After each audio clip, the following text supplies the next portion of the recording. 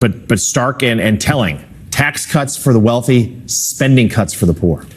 Yeah, Ali alluded to this as well, but let's put some numbers on this. If you're in the top 20% of Americans, you're going to get roughly a 3.7% increase in your after-tax income, really all from these tax cuts.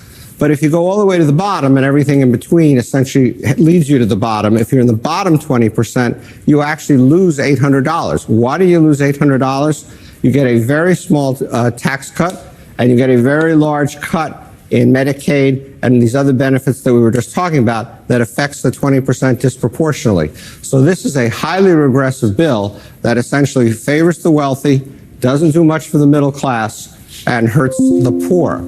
And then if you want to see this in stark comparison, if we simply eliminated the tax cuts for people making over $500,000 a year, which is roughly what President Biden was proposing, it would save $1.1 trillion. That happens to be just slightly more than the Medicaid cuts and the food stamps, or SNAP cuts, if you will, put together. So if we simply eliminated these tax cuts, we could eliminate these budget cuts on these poor people and end up, from a budget point of view, in the same place. Click our bio for more videos, podcasts, and blogs, or visit politicsdoneright.com/info.